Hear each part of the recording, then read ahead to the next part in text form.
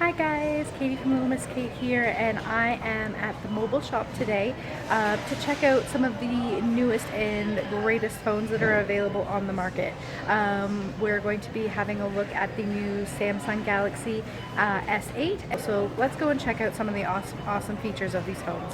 So we are here with one of the mobile advisors at the mobile shop who's going to walk us through some of the great features of the Samsung Galaxy S8. All right, so some of the unique feature about the phone is, so it's got these shortcuts that you can use that's on the side of the screen. So whether, and you can customize these buttons to whatever you want. So right now we got gallery, we got the calculator, we got a clock. YouTube is always very popular. Yeah, so, that's one thing you can do.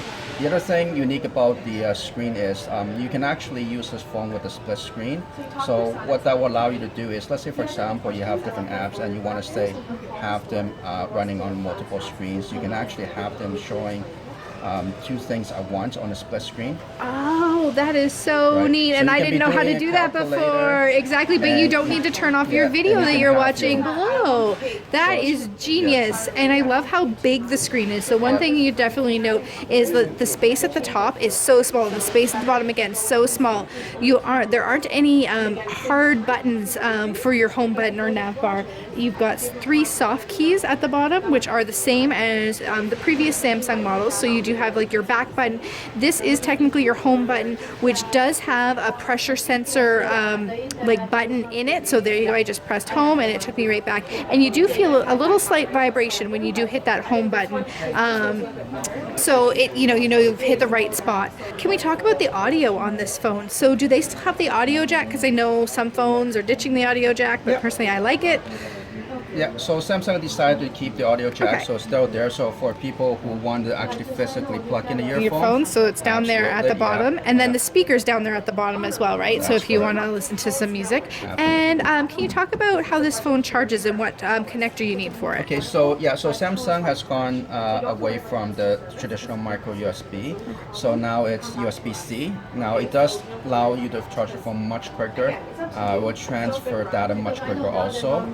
So and you can also plug it in whichever way. So you can, you no longer have to worry about which side. The orientation Yeah, of it, that's that's correct, good. And it also does the wireless charging too, is that correct? Yeah, absolutely. I can go through and ask some questions. So we are here with one of the mobile advisors at the mobile shop who's Samsung Galaxies. They operate on, they're an Android phone. What about the memory? So people have so many apps right now. We're all taking a lot of pictures and video. Can you tell us a little bit about the memory that's available? Yeah, so it has a huge built-in 64 gig of memory, right? But as with all Samsung devices, if you need extra memory, it is expandable, right? So if you want to buy additional, say, 256 gig of memory, you can just buy that, put it into the expansion slot on the top. Okay. Right, and you have extra memory.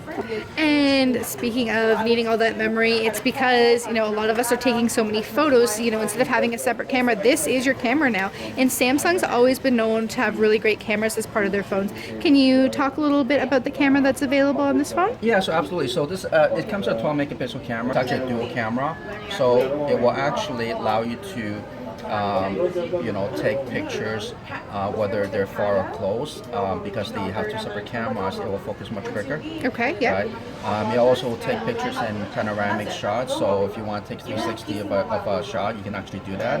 Okay. Because of the wide angle lens, you can take close-ups and you can still get a pretty big picture, especially for selfies and things like that. So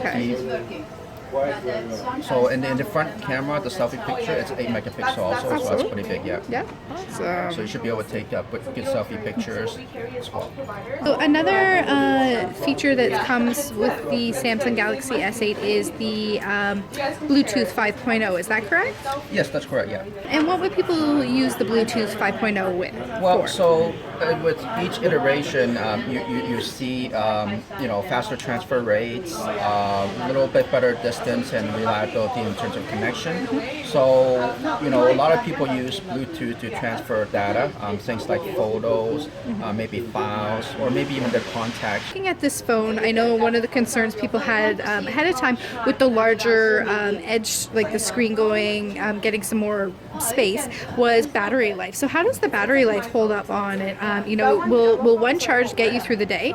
Well, battery life is always a contentious issue, and there's many reasons why battery gets drained quicker than the other, and it's nothing necessarily to do with the screen. Yes, the screen size affects how much battery gets used, but with the 3M battery, it's really designed for it to last, for the average person, it should last one whole day, right? But there are many factors like battery life. For example, how good the reception is where you're using it, that significantly drains battery if you have a low reception. You know, what kind of app you're running while you're using the phone. So if you're watching video, it may actually use less than you think. But if you're saying playing a game on it, it will probably drain your battery much quicker. Well, I mean, as you can see, I mean, even though it's you know, a 5.8-inch screen, because of the way they reduce the bezel on the top and the bottom, and as you can see, there's really no bezel on the side. It's not that big. I mean, if you compare to the S7, physically it's not that much bigger. Bigger, that's right. And I mean, it's easy for me to hold in my hand, and to be able to hold it, and you know, still be able to swipe one-handed. You know, it's nice to hold. I feel like you get a good grip on the edges, even though they're rounded. I feel like it feels nice in your hand. So Samsung is starting to develop their own virtual assistant called Bixby.